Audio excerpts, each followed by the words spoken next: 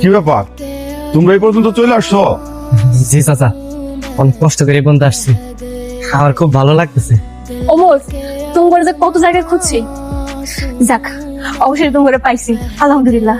সবই আল্লাহর ইচ্ছা রে মা, কিন্তু আমাকে কেন খুঁজতেছো তোমরা? শুনেন, আপনাকে এইভাবে আর কষ্ট করে হজে যাইতে হইব না। আপনারা আমার সাথে ঢাকা চলেন। আমার এক বোন হজ কাফেলা গ্রুপ করছে, তাগোর সাথে আপনাকে মিট করাই দেবো। হ্যাঁ, তাগোর সাথে গিয়ে আপনি হজ করে তারপরে ফিরে আসবেন। কি পেতেছেন চাচা? আমার ভাই বিমানে করে হজ করতে যাইবো? হ্যাঁ, বিমানে করে যাইবো। আরে সব ব্যবস্থা আমি করতেছি। কিন্তু ভাইজান, আমি তো শুনছি কারো দানের টাকায় বা অন্যের টাকায় হজ করা ঠিক না। আর আপনি বা আমার এতগুলো টাকা দিবেন কেন?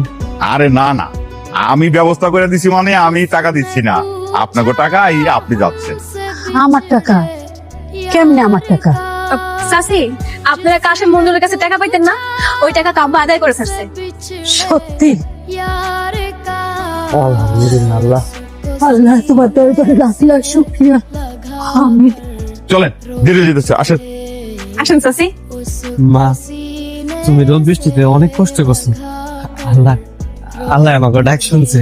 তুমি আরামে বিমানে করে হজ করতে যাইতে পারবা। আরে বাপ, তুই বেশি কষ্ট করছিস, তোর কষ্ট যে আমি সহ্য করতে পারি নাই, এই জন্য আল্লাহ আমার ডাক শুনছে। আচ্ছা মা, তাহলে তুমি যাও।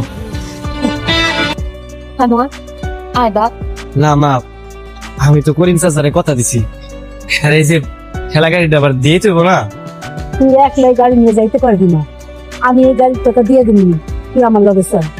না মা, টাকা দিলে হবো না, আমি চাচারে কথা দিছিলাম, কথার অবাধ হইতে পারবো না।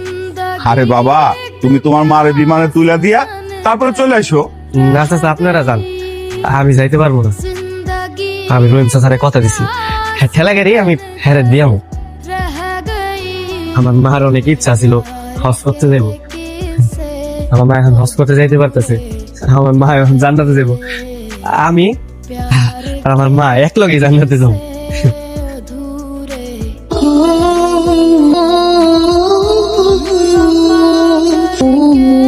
যাও, দেখে যেতেছে, তুমি যাও। ভালো থাকিস বাপ।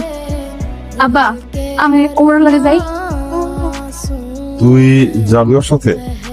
আচ্ছা ঠিক আছে, যা বাবা, এই সাবধানে যায়, বুঝছো? আচ্ছা চাচা, যাও চাচা।